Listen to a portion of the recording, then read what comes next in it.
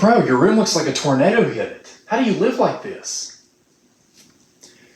Now imagine that, but on a universal scale. That's basically how the Bible begins. Genesis 1 isn't describing a pretty perfect world at the very beginning. It's describing a hot mess that God is about to organize. And believe it or not, the mess has nothing to do with missing stuff. Trust me, that room back there had no lack of stuff in it.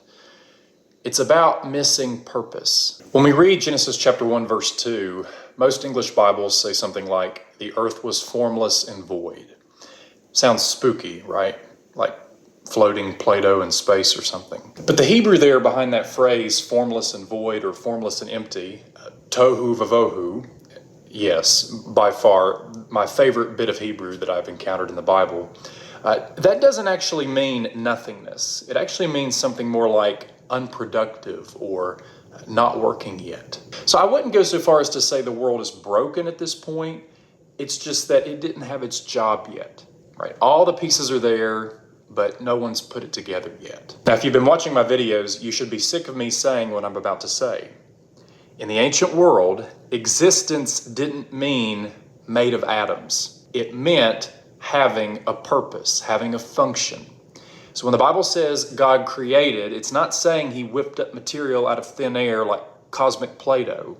It's saying he gave function to things that didn't have function yet. Light was given the job to separate day and night. Sun, moon, and stars were assigned to track seasons. You get the point. So the word create in Genesis is less about building, more about organizing. Now, you know that line that keeps popping up again and again in Genesis 1? And God saw that it was good, and God saw that it was good. We usually read that line as something like, "Aw, how wholesome. God liked it." But sometimes, in order to get a good definition of something, you first need to define what it is not. And convenient enough, just one chapter over in Genesis, the Bible tells us what not good means. Remember Genesis chapter 2, verse 18? It's not good for a man to be alone. Why? Because Adam couldn't function properly solo. So good, at least in the context of the early chapters of Genesis, means functioning as designed. You see, God's not just creating stuff. He's setting up a world that actually works for human life. If Genesis were written today, it might say something like, and God saw that the Wi-Fi was connected, and it was good. Because who cares if you order your internet services and get the modem and router out of the box and plug it in and it lights up, but it don't connect to squat? Now, if you think Israel was the only culture telling creation stories, think again. Ancient Egypt, ancient Babylon, they all had their own versions of this. But one common denominator that you will find is that before creation, everything was dark, watery chaos.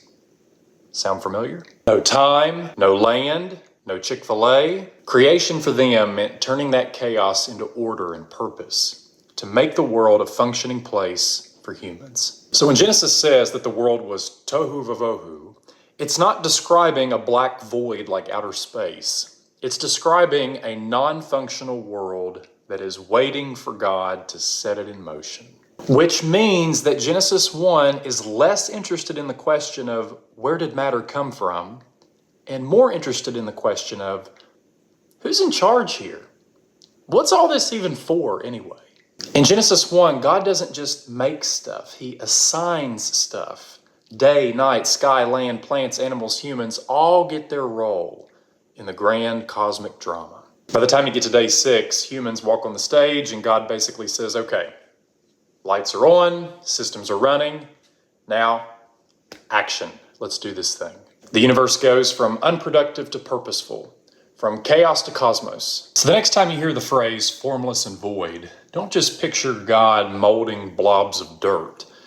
Picture God about to set up the world's first fully functioning ecosystem, one that works perfectly for human life. And when he looked at it all at the end of chapter 1 and said, for the final time, this is very good, he didn't mean, aw, that's pretty. He meant, this thing's ready to roll. So the message of Genesis 1 is less so God made stuff, and more so, God is the one who gives purpose. And that includes you. So go clean your room. It's still tohu vavohu in there. Thanks for watching.